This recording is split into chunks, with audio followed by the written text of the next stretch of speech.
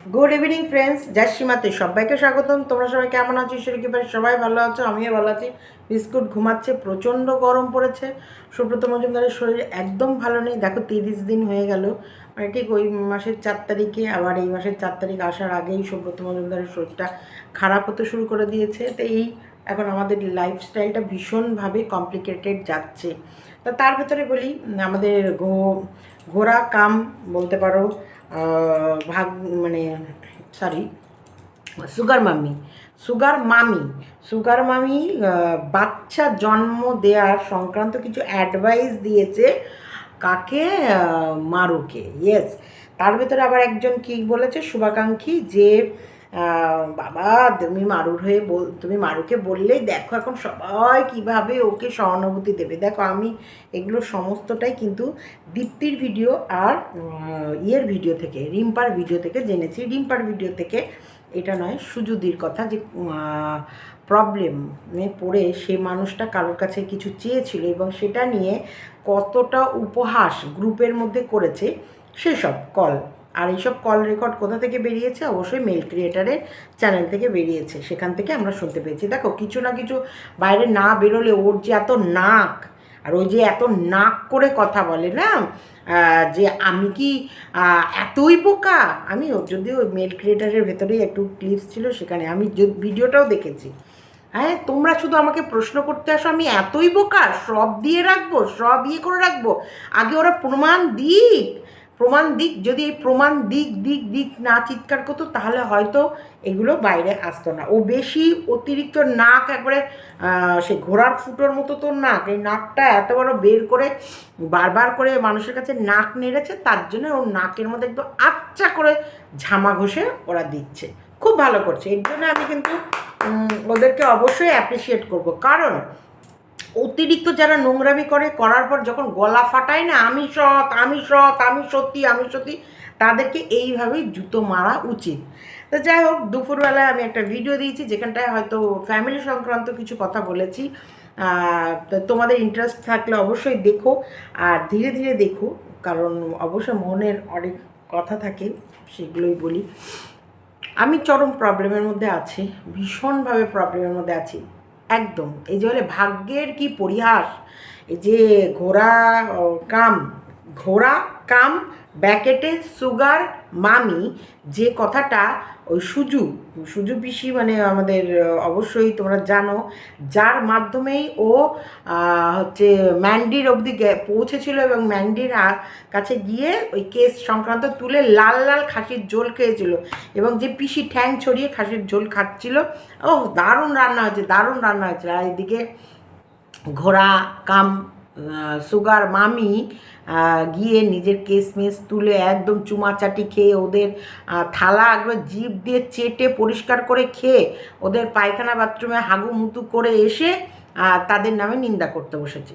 ঠিক সেই পিসি, সেই সুগার মামি কাম ঘোড়া, সে কিছু কথা বলেছে, তা সেগুলোই বাইরে এসেছে, সেই সংক্রান্তগুলো। ভাগ্যের কি পরিহাস, এইটা সত্যিকারের কথা বলছি। ভাগ্য, মানুষ যে কখন কীভাবে বদলায় কেউ বলতে পারবে না, কেউ বলতে পারবে না। যেমন ও একটা টাইম ছিল খেতে পেতো না, এই যে ঘোড়া কাম সুগার মামি একটা টাইম ছিল খেতে পেতো না, পিঁপড়ের পাছা টিপে রস বের করে তারপরে ওরা সংসার চালাতো। দেখো শ্বশুর শাশুড়ি, ইলেকট্রিক বিল থেকে শুরু করে বাড়ির সমস্ত, ওদের বাজার হাট রান্না, এমনকি রাঁধুনি থেকেও ও শাশুড়ি ওকে নিচে নামিয়ে দিয়েছে, মানে ওর হাতের খাবে না বলে ওকে নিচে নামিয়ে ওপরে এক ছেলের বউ আলাদা ও ভাত ফুটিয়ে খেত, আর ওপরে ওর শাশুড়ি রান্নার লোক রেখেছিল, সেখানে রান্না হতো ছেলে মা বাবার, মানে ওর শ্বশুর শাশুড়ি আর ওর বরের, যেটা এখন ওর মামা শ্বশুর হয়ে দাঁড়িয়েছে, সেই বরের রান্না হতো দোতলায়, আর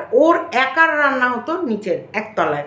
এবার ওপর থেকে কখনো কখনো দুইজনার তরকারি পাঠিয়ে দিত, আবার কখনো কখনো শুধু ছেলের তরকারি পাঠাতো, আর এর নিচের নিজের মতো রেঁধে খেত। এগুলো বলে ভাগ্যের কি পরিহাস। ইতিহাস বদলাতে দেরি লাগে না। ইতিহাস ওর কখন বদলালো? যখন থেকে পিন্ডি চটকালো কণিকা উজ্জ্বলের, তারপরে কণিকা উজ্জ্বল কেস দিল, আর ও কান্নাকাটি করে বাটি নিয়ে একদম সশরীরে, একদম নাইটি ছেঁড়া বেড়া পরে কেঁদে কেটে গড়াগড়ি করে সে মানে খাওয়া দাওয়া বন্ধ করে চোখ মাল খেয়ে চোখ ফোলানো নয়, কান্নার ঠেলায় চোখ মুখ ফুলিয়ে পুরো বাটি নাইটি ওড়না ওর বরের গেঞ্জি সব পেতে, সব রকম পেতে যে ওয়াইটি থেকে কালেক্ট করেছে যে টাকাটা, সেই টাকাগুলোকে ওখানে তো খরচ হয়নি, প্রচুর পরিমাণে সেই সময় মানুষ আবেগে ওকে ভালোবেসে অসহায়তা দেখে ওকে মানুষ ঢেলে উপরে দিয়েছে। দেখো ঢেলে উপরে আমাকেও প্রচুর মানুষ দিয়েছে অবশ্যই, কিন্তু আমার টাকাগুলো কোথাও না কোথাও খরচ হয়েছে, ট্রিটমেন্ট আমি দেখিয়ে দিয়েছি, কিন্তু ওকেও যে টাকাগুলো দিয়েছে সেগুলো ওকালতিতে খরচ হয়নি, কারণ ও দেখায়নি ওর যে কোথাও কোনো খরচ হচ্ছে না সেগুলো, কিন্তু যদি হতো তাহলে ও আমাদের কাছে তুলে ধরতো। হয়েছে 4 আনা, অবশ্যই হয়েছে 4 আনা, কিন্তু ও তুলে নিয়েছে প্রায় 10 টাকা। 4 আনা খরচ হয়েছে, ও প্রায় ওয়াইটি থেকে তুলে নিয়েছে 10 টাকা। তাহলে ওর কাছে কত রয়ে গেল? 9 টাকা 12 আনা পয়সা, বুঝেছো? এবার 9 টাকা 12 আনা, সেটাকে তো ব্যাংকে রেখে, ধরো কারোর কাছে ফুটো পয়সা নেই, তার কাছে 9 টাকা 12 আনা অ্যাকাউন্টে থাকা এবং সেটাকে দুইয়ে দুইয়ে দুইয়ে দুইয়ে আরও বড় করা, মানে কীরকম, মানে বেশ বলে না, হঠাৎ করে ওর ভাগ্যে শিকেটে ছিঁড়ে গেছে। যে পিঁপড়ের পোঁত চিপে রস বের করে জীবন চালাচ্ছিল, তার কপালে হঠাৎ করে ভাগ্য লটারি। কণিকা উজ্জ্বল অ্যাকচুয়ালি ওর জীবনের লটারি। কণিকা উজ্জ্বলের জীবনে এ হচ্ছে কালসাপ, এ শুধু কণিকা উজ্জ্বল নাই, এ যার যার সাথে মিশেছে তার জীবনেই কালসাপ, এ যার বাড়ি ঢুকেছে তার বাড়ি দংসেছে, ওর নিজের বাড়িই দংসেছে, ওর নিজের শ্বশুরবাড়ি, যে বাড়িতে বাড়ির বউ হয়ে গেছে সে বাড়িতে এখন বৌমা হয়ে বসে আছে, যে বাড়িতে বৌমা হয়ে ঢুকেছে, বউ কাম প্লাস বৌমা হয়ে ঢুকেছে, সেই বাড়িতেই এখন ও নাত বউ প্লাস বৌমা, মানে ওর বরের বৌমা হয়ে বসে আছে। তাহলে ও কীভাবে কাল নাগিন, কীভাবে দংশায় মানুষকে, বুঝতে পেরেছ? তো সেই জায়গায় ও মোটামুটি উজ্জ্বল কণিকা ছিল, ওর ভাগ্য মানে ওই সোনার হরপে লেখার জন্য কালি আর কলম আর ওই কেসটা করার পর ব্যাস ওর শিখে ছিঁড়ে গেছে। এই যে ভাগ্য বদলায়, এই যে বলে না ভাগ্যের কি পরিহাস, ওখানটায় বলছে। তাই সুজুর কিন্তু একটা টাইম পয়সা ছিল, ওকে দেখে বোঝা যায় যে ও এরকম কাঙাল ছিল না, বা এরকম আর্থিক প্রবলেম ওর লাইফে ছিল না একটা টাইম, সেটা ওর চেহারা, বা ওকে তো আমি সামনে থেকেও দেখেছি, সেটা কিন্তু দেখলে বোঝা যায় যে না, মহিলা খুব যে সারা জীবন আর্থিক কষ্টে ভুগেছে তা না, ইদানিং হতে পারে কোনো না কোনো প্রবলেম এসেছে, আর্থিক কষ্ট এসেছে, সেই কারণে ওর কাছে ইলেকট্রিক কেটে দিয়ে যাচ্ছিল, সেই কারণে ওর কাছে ও হেল্প চেয়েছে। এটা কতটা ওই সুজু ওকে কাছের ভাবলে, কাছের, দেখো হেল্প তার কাছে চাওয়া যায় যাকে সে কাছের ভাবে, ও কতটা কাছের ভাবলে ও সেই বিষয়টা ওকে জানিয়েছে যে আমাকে কিছু টাকা হেল্প করবে এবং আমার খুব বড় প্রবলেমে পড়েছি, তাহলে আমি একটুখানি ইলেকট্রিক বিলটা দেওয়ার বলো না, ইলেকট্রিকটা কেটে দিয়েছে। এটা প্রথমত দেখো কারো বাড়ি ইলেকট্রিক কেটে দেওয়া এখনকার বর্তমানে কিন্তু কিছু না কিছু হলে একটু মনের একটু খারাপ লাগে, টাকা থাকলেও যদি কেটে দেয় তাতেও খারাপ লাগে, কেন যে কতটা নেগলেক্ট, আমি যে টাকা থাকা সত্ত্বেও ইলেকট্রিক বিলটা দিই না, হতে পারে অনেক সময় মিস হয়ে যায়, অনেক সময় ডাক্তার দেখাতে গেছি, কারণ এখানে 3 দিন না 2 দিনের মধ্যেই তুমি যদি টাকা জমা না দাও 2-3 দিনের মধ্যে সে পট করে লাইনটা কেটে দিয়ে যায়। এখানটায় কিছু না কিছু প্রবলেম মানুষের ভাই আসতে পারে, আমি নিজে বলছি, আমি নিজে চাক্ষুষ প্রমাণ, আমি নিজে মুঠো মুঠো টাকা নাড়িয়েছি, নিজে মুঠো মুঠো টাকা, মানে মুঠো, আমার আলমারিতে আমি খুলে আমার টাকা চারিদিকে, সত্যি বলছি, টাকা পড়ে থাকতো, আর কোনো কিছুর তো কোনো দিন আমি অভাব দেখিনি, কিন্তু আমি সুব্রতকে নিয়ে বুঝেছি 10 টাকারও কত দাম, বিশ্বাস করো 10টা টাকারও যে কত দাম। আমি সুব্রতকে হসপিটালে, এই হসপিটাল বাড়ি করতে করতে এই 2023 থেকে 2026 এই পর্যন্ত আমি বুঝেছি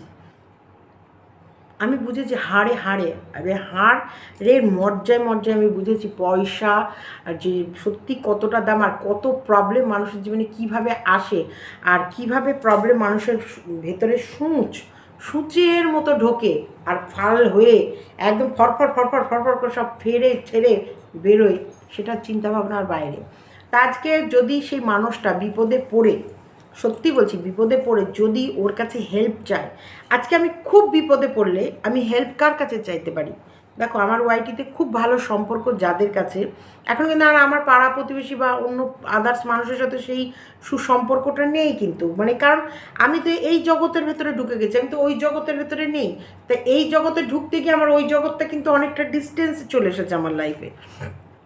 এখন আমি প্রবলেমে পড়লেই আমার মনে হবে আমার ওয়াইটিতে সব থেকে কাছে ক্লোজে ক্লোজে কে আছে। তোমরা বিশ্বাস নিশ্চয়ই করো, আমাকে দেখেছো, আমি কিন্তু সুব্রতকে প্রথম প্রথম যখন কেপিসিতে ভর্তি করি তখন সুব্রতর অ্যাকাউন্টে 18,000 টাকা ছিল। 18, 10,000 আর 8,000, 18,000। আর সেই সময় আমি সেই মুহূর্তে কিন্তু গীতাদিকে ফোন করেছিলাম সেই রাতে। গীতাদিকে ফোন করে, গীতাদিকেও আমি খুব কাঁদছিলাম, আমার গীতাদি আমি কী করবো, কারণ আমার আইডিয়া নেই। আল্লাহ, আমাকে হসপিটালে ভর্তি করতে হবে, মনে হয় কি সুব্রতকে কলকাতায় নিয়ে যেতে হবে, তুমি যদি কিছু টাকা আমাকে হেল্প করতে পারো খুব ভালো হয়। কারণ সুব্রত কোথায় টাকা কি রেখেছে না রেখেছে সুব্রত প্রথমত এতটা কিপটে বলছিল না, আর আমাদের সব কিছু সুব্রত মজুমদারের হাতে থাকে, ও কিছুতেই হাতের মুঠো খুলছিল না। ওর জন্য যদি ওকে হসপিটালে মরেও যেতে হয় ও ওটাতেও রাজি আছে, মানে ও এমন ছিল। এখন যেমন দাও টুকটাক বের করে, তখন এমন ছিল যে ও হসপিটালে বসে মরে যেতেও রাজি আছে, কিন্তু ও কোথায় তহলবিলে কী আছে আমাদেরকে জানাতে রাজি নেই। কারণ ও ভাবছে না যে ওর রোগটা কত বড় কতখানি আর ও কখন কি হয়ে যেতে পারে, ও ওটা ভাবছে না। হ্যাঁ, ও ভাবছে ও ঠিক হয়ে যাবে, কিন্তু যে ওর ঠিক না হওয়ার নয়, ওর জন্য যে বড় কোনো কিছু পদক্ষেপ নিতে হবে এটা ও গায়ে মাখছিল না।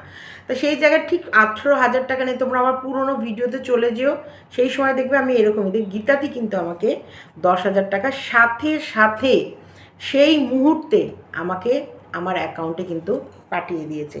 10,000 টাকা পাঠানোর সাথে সাথে এবং সুব্রত আমার মনে হয় সেই সময় অসুস্থটা পড়েছিল ঠিক 10-12 তারিখ নাগাদ, আর আমার 22 তারিখ না 23-24 বোধহয় আমার টাকাটা ইউটিউবের টাকা ঢুকেছে। আমি গীতাদিকে তখন দিয়েছি, তখন হচ্ছে আমার টাকা ঢোকার আমার টাকা ঢুকেছে 23 না, আমার টাকা প্রায় 25-26 তারিখ নাগাদ ঢুকেছিল সেই মাসে। তো 25-26 যখন টাকাটা ঢুকেছে, আমার টাকা ঢোকার সাথে সাথে গীতাদিদের একদিন আগে ঢুকেছে, আমার একদিন পরে ঢুকেছে, তারপরে আমার টাকাটা আমি সাথে সাথে পাঠিয়ে দিয়েছি। এই যে মানুষের প্রবলেমে পড়লে একটা মানুষের কাছে একটা মানুষ চাইতেই পারে, গীতাদি কিন্তু এই কথাটা কোনো দিন ওয়াইটিতে আনেনি, কোনো দিন না। আমি নিজে থেকেই বলেছি, তার কারণ যখন ওই গ্রুপ নিয়ে একটা ঝামেলা হলো, সবাই টাকা সিন্ডিকেট করেছে এবং গ্রুপে টাকা তোলা হয়েছে, টাকা চাওয়া হয়েছে, তখন আমি এটা ক্লিয়ার করে দিয়েছিলাম যে না, কোনো দিন কোনো গ্রুপে কোনো জায়গায় আমি কোথাও এরকমভাবে যে কোনো ইয়েতে বলা হয়নি যে আমাকে হেল্প করো, তোমরা আমায় টাকা দাও। আমি যা বলেছি, যতটুকু বলেছি, যেভাবে বলেছি, যেটুকুই করা হয়েছে কিন্তু এই সোশ্যাল প্ল্যাটফর্মে ক্যামেরা অনে, আমি কোনো দিন পার্সোনালি কারোর সাথে ইয়ে করে যে না। তা আমার কথা হলো, মানুষের প্রবলেম আসে, আর এবং প্রবলেম এলে যে আরেকটা মানুষকে হাসতে নেই এটাও মাথায় রাখতে হয়। ভাগ্যের কায়া পাল্টাতে সত্যি বলছি দেরি লাগে না, আমাদের তো চাঁদা তোলা পয়সা না।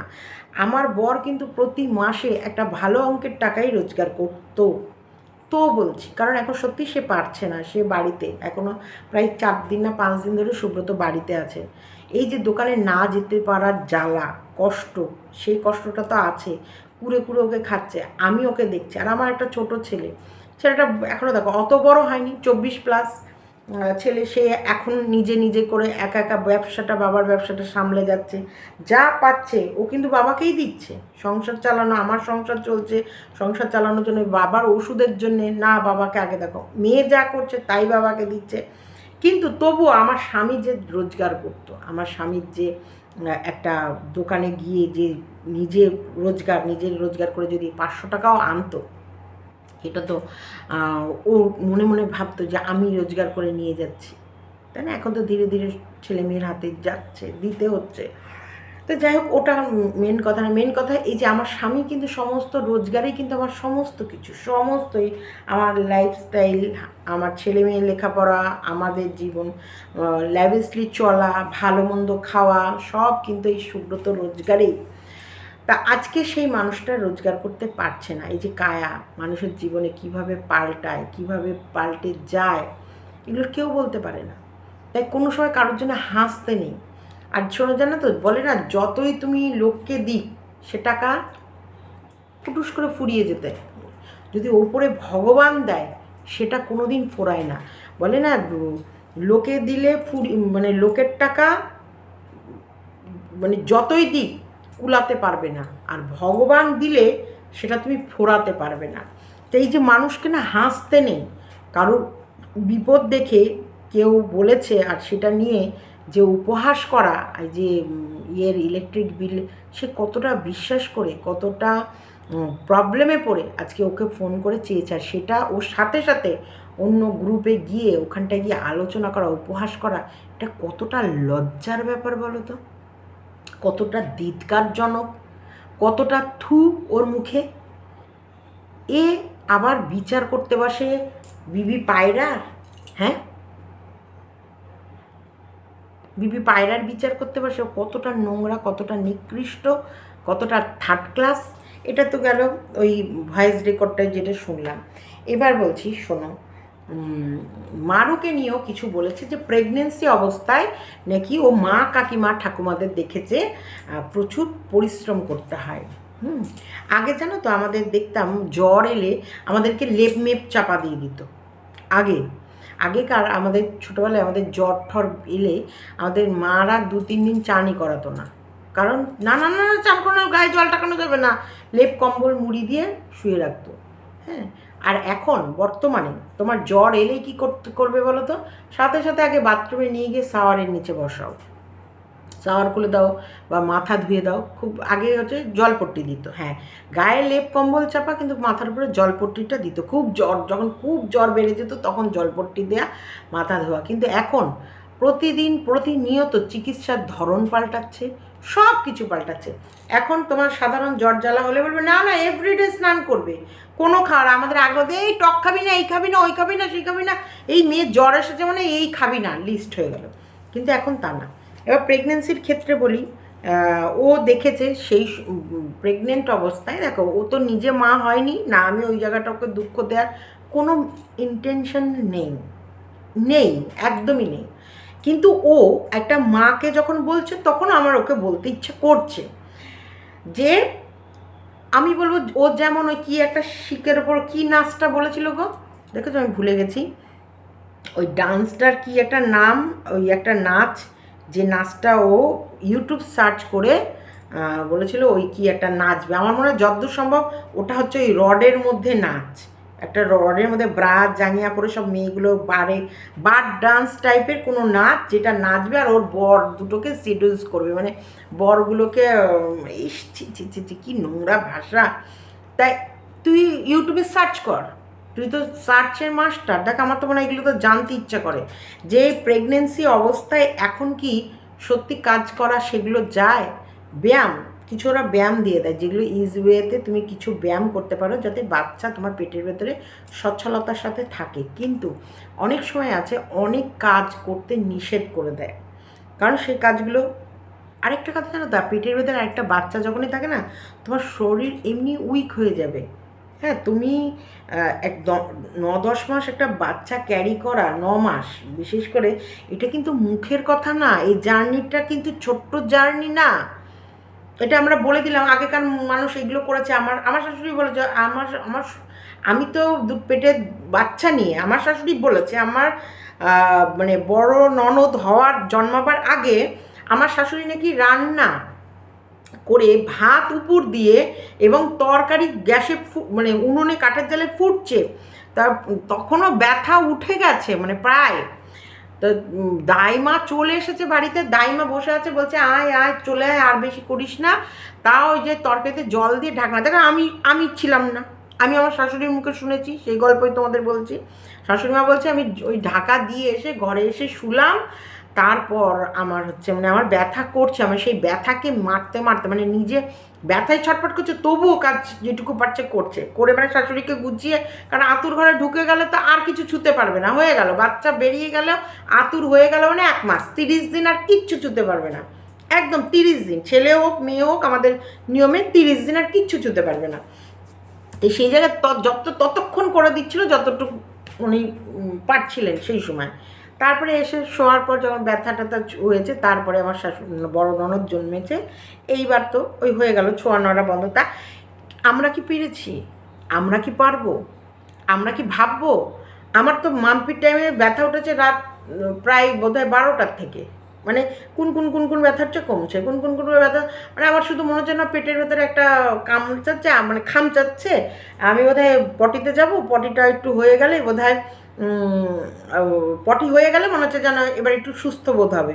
তাই এটা সব 99% মায়েদের এটাই হয়, যে সেই সময় মনে হবে হয় একটু ইস্যু করলে ঠিক হবে, নয় একটু পটি করলে ঠিক হবে, কিন্তু তুমি অ্যাকচুয়ালি শান্তি পাবা না, কিন্তু তুমি ব্যথার যে বেগ, তোমার যে পেন উঠেছে, তুমি এটাও ফিল করতে পারবা না যে তোমার পেন উঠেছে, তখন শুধু মনে হবে পেট খামচাচ্ছে, যেমন আমাদের আমাশা হলে খামচায়, বা এগুলো অভিজ্ঞতা, এগুলো এক্সপিরিয়েন্স, এগুলো তোমার উপর দিয়ে না গেলে তুমি কখনো আর একজনকে জ্ঞান দিতে পারো না, পারোই না। আর তোমার এই জ্ঞানটা অন্তপক্ষে তোমার কখনোই ক্যামেরার সামনে এসে বসে দেওয়া উচিত নয়। আমাদের মায়েদের দেখেছি, আমি তো আমার মায়ের প্রথম সন্তান, আমি আমার মায়েকে দেখেছি, আমি আমার অনেক বড়দেরকে দেখেছি, আমি এই করেছি। একটা টাইমের সিস্টেম এক এক রকম ছিল, তোমার একটা টাইমে মা কাকিমারা মাল খেত না, এখন তুমি ঘরে বসে মাল খাচ্ছ। একটা টাইমে মা কাকিমারা বান্ধবীকে ফোনে এটা বলতো না, এই আমরা মাল খেয়ে তাল করবো, বাউলিগিরি করব, আর ওই কি পপ ডান্সটা কি ডান্স, ওগুলো দেখে নে, ওই ইউটিউব সার্চ করে ওই ডান্স দেখে নে, দিয়ে বরগুলোকে সিডিউস করব। এটা একটা টাইমে মা কাকিমারা কোনোদিন ভাবতো না, মা কাকিমারা এগুলো কোনোদিন চিন্তা করেনি। তুমি যে মা কাকিমার ডেলিভারি হওয়াটা নিয়ে মারিয়ার মুখে থপে দিচ্ছ, আর মানে তুমি মডার্নতা দেখাবা, তুমি তো এখন মানে আমেরিকা করে দিয়েছো, আমেরিকায় যেমন স্টুডেন্টদের ওপর মানে এখন সত্যিকার বিদেশি তোমার সিনেমাগুলো দেখলে যে ঘরের ভেতরেই যত নোংরামি করে ফেলেছে। পড়াতে যে টিচার, একটা 50 বছরের মহিলার টিচারের সাথে একটা 21 বছরের ছেলের প্রেম, এবং সেই 21 বছরের ছেলেটাই 50 বছরের মহিলার মনের ভেতরে প্রেম ভালোবাসা জাগিয়েছে, যেটা ওকে ওর ভাগিনা করেছে, বলেছে তো ওর ভাগিনায় ব্যাড টাচ করেছিল, ও তো ব্যাড টাচে যায়নি, গুড টাচে ছিল, কিন্তু ভাগিনায় ওকে এমন এমন জায়গায় ব্যাড টাচ করে ফেলেছে, সেখানটায় কাম জেগে উঠেছে, কামনা বাসনা ভেতরে থাকলে জেগে উঠলে ভাই কারোর হাতে কিছু নেই। তো এটা আমি বলছি, তুমি কি করে তুমি মাল খেয়ে টাল করবা, তুমি তোমার বরের বুকের ওপরে উঠে লতা হয়ে ঘুরবা, তুমি বার্ড ডান্সগিরি করবা, আর তুমি জ্ঞান মারতে বসবা আর একজনকে। আমার 6 মাসের পেট, আমার অর্ক পেটে থাকতে 6 থেকে 7 মাস হবে, আমার 6 মাসের পেট গিয়ে ঠেকেছে গ্যাসের মধ্যে, পেটটা পুরো গিয়ে ঠেকেছে গ্যাসের মধ্যে। আমি রান্না করতে কি পারবো? কারণ আমার তো নিজের শরীর পেছনে, পেট আগে, তারপরে তো গ্যাস, তা আমার প্রবলেম আসবেই। তাহলে সেই জায়গায় আমাকে তখন রান্না বন্ধ করে দিতে হবে। এবার আমি বাসন মাজতে গেলে আমার বেসিনের কাছে যদি দাঁড়ায়, আমি পেটটা নিয়ে আমি বাসনটাকে মাজবো কী করে? আমার সামনে তো একটা ছোট্ট মতো একটা টুকরো ঘুরে বেড়া, গায়ে মাংস নেই, মারিয়া তো তাও একটু হেলদি আছে, মানে গট্টা রয়েছে। মাম্পি অর্ক সময় আমার গায়ে মাংস নেই, কিন্তু মাম্পির টাইমে পেট ছোট, মাম্পি হচ্ছে 2 কিলো 250, আর অর্ক হয়েছে 3 কিলো 250, মানে 1 কিলো অর্ক বেশি, মাম্পির থেকে 1 কিলো অর্ক বেশি। তো সেই জায়গায় আমার পেটটা তো তাহলে 1 কিলো এগিয়ে যাচ্ছে, অ্যাডভান্স যাচ্ছে। তাই সম্ভব না ভাই, সম্ভব না, অসম্ভব। পেট টপকে তুমি বাসন করতে পারো না, তখন মনে হচ্ছে যেন পেটের উপর প্রেশার পড়ছে। আর আমরা এখনকার বর্তমানে সত্যি প্রত্যেকটা মা বাবারাই একটা করে সন্তান নেবে। আমি এই দিনকে স্টেশনে যাচ্ছিলাম, আমি দেখছি নার্সিংহোম, যে যতন রায়ের নার্সিংহোম যেখানটায় আমি আমার গাইনোকোলজিস্ট ডাক্তার দেখাই, সে নার্সিংহোমটা বেলুন দিয়ে সাজিয়েছে, এবং ওর সামনে গাড়ি দাঁড়িয়ে আছে মানে বোধহয় টাটা সুমো বা ওই যে বোলেরো গাড়ি বা বড় বড় গাড়ি, সেটা পুরো বেলুন দিয়ে সাজানো, এবং সামনে একটা ট্রাক দাঁড়িয়ে আছে, সেখানে বাজনা টাজনা রেডি, সেটাও বেলুন দিয়ে সাজানো। তার মানে কোনো বাচ্চা হয়েছে এবং বাচ্চাটাকে সে বাড়িতে নিয়ে যাবে, তার এতটা মানে সরঞ্জাম করে এত মানে ঢাকঢোল পিটিয়ে সন্তানকে সে তার বাড়িতে নেবে, ছেলেই হোক আর মেয়ে হোক, সে বাড়িতে সুন্দরভাবে তার সন্তানের প্রবেশ করবে।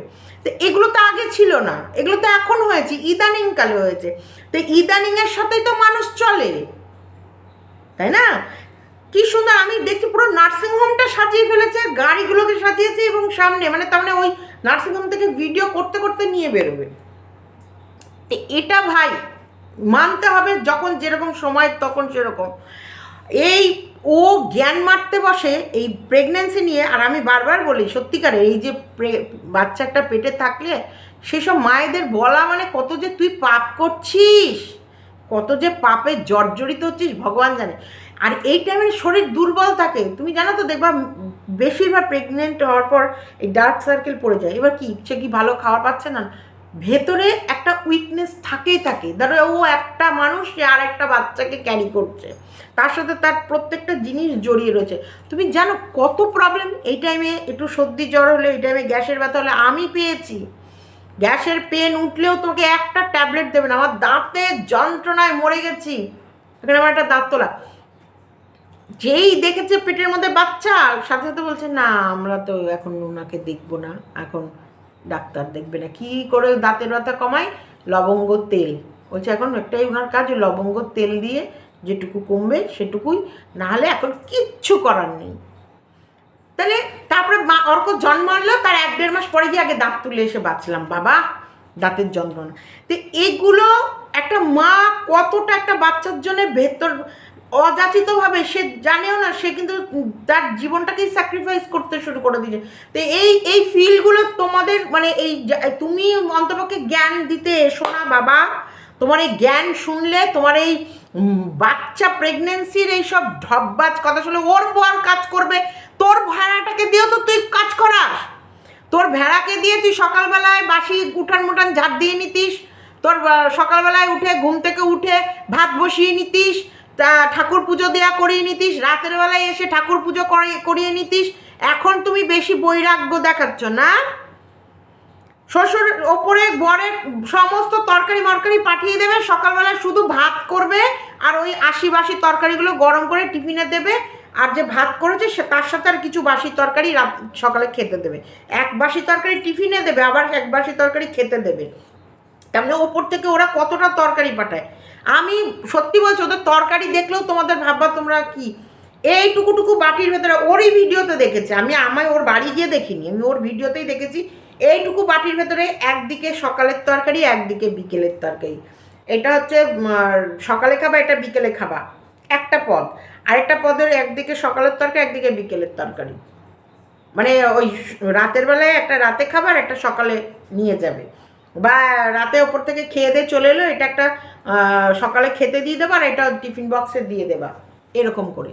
সে কি করে জ্ঞান? মারুর বর যদি বাসন মাজে, কাঁথা কাচে, আর ডাইপারের কথা, মানে একে গো, একে একে একে ওই মারু, তোর ওর বাচ্চা হলেও ওর গু পটি হবে, ওই ডাইপারটার মুখে ছুঁড়ে মারা। তুই জানিস প্রথম দিন বাচ্চারা কীরকম কালারের হাগে, সেটা হাগু করে, পটি করে। প্রথম বাচ্চা জন্মাবার পরেই একটা পটি করে, সেটা যে পেটের ভেতরে থাকাকালীনে যে পটি ওর জমে থাকে, সেটা বাচ্চা জন্মাবার পর কিছু খেলে তার কিছুক্ষণ পর একটা পটি করে। সে পটির কালারটা জানিস? ওই পটিটা হলে, এই মারু শোন, ওই তোর বাচ্চার যদি ওই পটিটা হয়, ওই পটিটা ডাইপারে হাগাবি, হাগিয়ে ওর মুখে ছুঁড়ে মারবি, তবে যদি গিয়ে একটু মাথার মধ্যে কিছু ঢোকে। নোংরা ইতর, ভগবান ওপরে বসে আছে, শ্রীকৃষ্ণ ওপর থেকে বসে সব দেখছে। তুমি যেমন কর্ম করবে, প্রত্যেকটা মানুষ তাই কর্মের ফল পাবে। তাই শুধরে যাও, বাড়াবাড়ি করো না। অতিরিক্ত বাড়াবাড়ি করলে কর্মফল পেতে দেরি হয় না। এই যে যেমন কর্ম মন্দিরা করে রেখেছে, তোমার মতো ইতরকে ঘরে জায়গা দিয়েছে, তোমার মতো ইতরকে লাল লাল খাসির ঝোল খাইয়েছে, তোমার মতো ইতরকে বগল দাবাই করে নিয়ে ঘুরতে গেছে, তার পাপের ফল পাচ্ছে। আজকে যদিও ও ওটা করেছে বলে আমরাও অনেক কিছু ওর নেংটি দূরে নেংটিপানা জানতে পেরেছি, নোংরা ইতর অসভ্য জানোয়ার, ছি ছি ছি ছি ছি। ও আবার গল্প করতে বসে। হ্যাঁ, তোর বর তোর মাসের ওইগুলো কেচেছে, তুই বলেছিস ভিডিওতে বসে বসে তোর বর তোর বাথরুমে রেখে দেয়া তোর মাসের ওই কাপড়গুলোকে কাচিয়েছিস তোর বরকে দিয়ে, তুই জ্ঞান দিতে বসিস মারিয়াকে। ছি ছি ছি ছি ছি ছি। ওরা দেখো, স্বামী বউয়ের কাছে ভালোবাসা পেলে তবে স্বামী বউয়ের পটিও পরিষ্কার করবে, আর এটা স্বামীর কর্তব্য। আবার স্বামীরও প্রবলেম এলে বউয়েরও তার পটিও পরিষ্কার করা এটাও কর্তব্য। তোমরা এই ঘরটায় সুব্রতকে দাঁড় করিয়ে আমি হুশ করেছি, এবং সুব্রত করতে চাইছে না।